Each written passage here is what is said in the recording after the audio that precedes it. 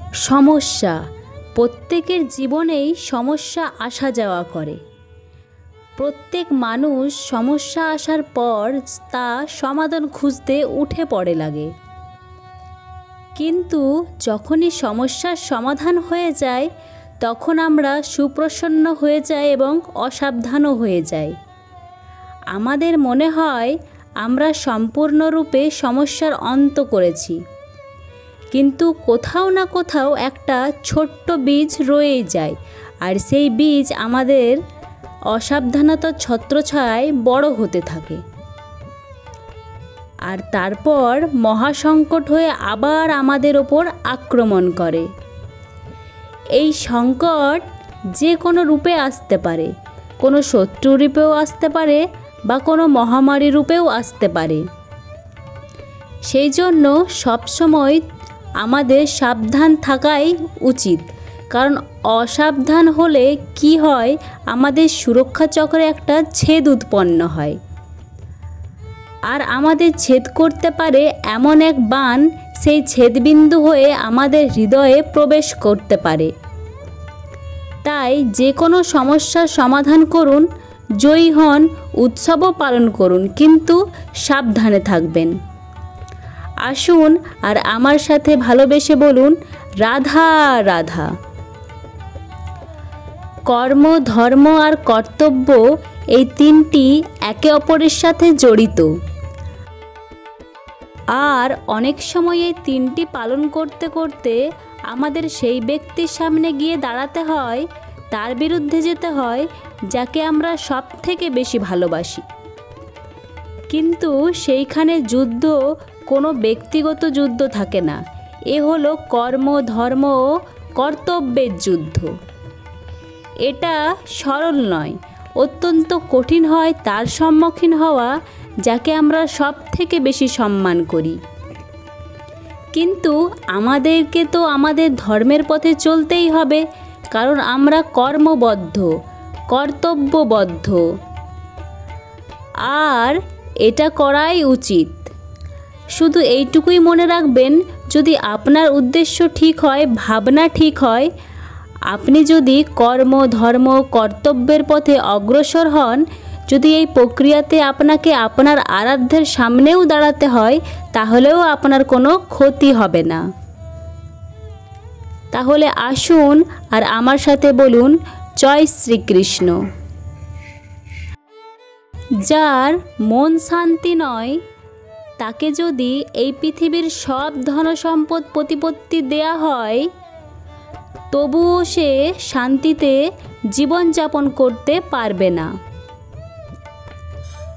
যার মন শান্তি, তার যদি কিছুও না থাকে, তবুও সে চিরশান্তিতে জীবনযাপন করতে পারবে। আমাদের ইচ্ছাশক্তি আর মন এক নয়, তাই তো আমরা করতে চাই এক কাজ, আর অশান্ত মন আমাদের দিয়ে করিয়ে নেয় আরেক কাজ। কিন্তু প্রশ্ন হলো, মনকে শান্ত করা যায় কিভাবে? আপনি যদি আপনার মনকে শান্ত করতে চান, তবে আপনার মন আরও বেশি অশান্ত এবং চঞ্চল হয়ে উঠবে। হ্যাঁ, মনকে ইচ্ছাকৃতভাবে শান্ত করা যায় না। আমাদের প্রথমেই জানা উচিত যে এই মনকে নিয়ন্ত্রণ করে কে। আমাদের মনকে নিয়ন্ত্রণ করে আমাদের চিন্তা ভাবনা। তাই আমাদের চিন্তা ভাবনা যদি সঠিক হয়, তবে অবশ্যই মন নিয়ন্ত্রিত থাকবে, আর নিয়ন্ত্রিত মন ধীরে ধীরে শান্ত হতে শুরু করে। কৃষ্ণ এক বিশেষ উপদেশ দিয়ে দেখিয়েছেন যে কিভাবে জীবনযাপন করলে মন আপনা থেকেই শান্ত হয়ে যায়। সর্বপ্রথম তোমাদের এই 5টি জিনিস থেকে দূরে থাকতে হবে। সেটা হলো কাম, ক্রোধ, লোভ, আমাদের নিজস্ব তৈরি করা এক বিশেষ অনুভূতি বা ব্যবহারিক বহিঃপ্রকাশ থেকে। প্রত্যাশা, আমাদের তিলে তিলে গড়ে তোলা বিষযুক্ত জীবনের প্রাথমিক পদক্ষেপ।